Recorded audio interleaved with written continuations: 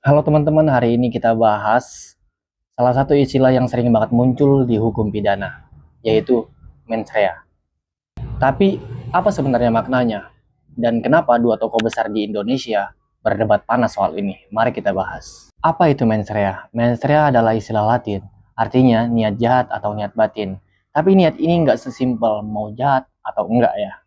Ada 4 tingkatan mens rea menurut sistem hukum Anglo-Saxon. Dan ini juga yang disampaikan oleh Ferry Amsari. Purposely, sengaja, knowingly, tahu perbuatannya salah, tapi tetap dilakukan.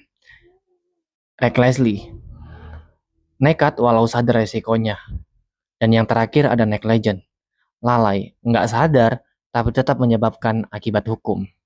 Nah, pertanyaannya, semua level ini bisa dihukum, atau hanya yang benar-benar berniat jahat saja?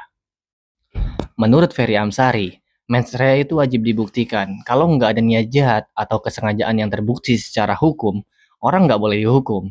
Dia juga menekankan hukum nggak boleh dibuat berdasarkan asumsi atau tekanan publik.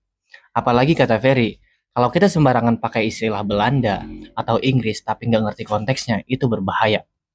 Karena tanpa kehati-hatian, hukum bisa jadi alat kekuasaan, siapapun bisa dihukum. Cuma karena dianggap salah oleh penguasa. Di sisi lain, Profesor Gayus juga punya pandangan yang berbeda. Dia bilang dalam hukum Indonesia yang punya akar dari Belanda, kelalaian juga bisa dibilang pidana. Gayus menyebutkan istilah culpos delicten, artinya perbuatan pidana karena kelalaian. Lalu ada juga istilah zonder objet, perbuatan pidana tanpa niat, tapi tetap bisa dihukum kalau menimbulkan kerugian besar.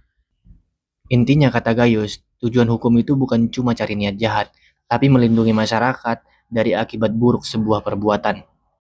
Salah satu yang menarik juga perdebatan mereka nyentuh soal istilah asing dalam hukum. Ferry bilang, hati-hati, mens rea dalam hukum Inggris itu beda semangatnya dengan culpa di hukum Belanda. Nggak bisa asal comot istilah tanpa pahami sistemnya. Dan Gayus membalas, kita ini negara yang adaptif. Selama istilah asing itu nggak bertentangan sama hukum positif Indonesia, ya bisa dipakai. Nah, teman-teman, sekarang saya mau tanya pendapat teman-teman sekalian. Menurut kalian, orang bisa dihukum cuma karena kelalaian atau harus terbukti punya niat jahat dulu? Tulis di komentar ya. Karena hukum ini bukan milik elit, tapi harus dimengerti dan diawasi oleh rakyat. Kalau kamu suka diskusi hukum dan politik yang kritis tapi tetap netral, jangan lupa subscribe, share, dan like videonya. Saya Ahmad Lutfi, sampai ketemu di video selanjutnya. Assalamualaikum.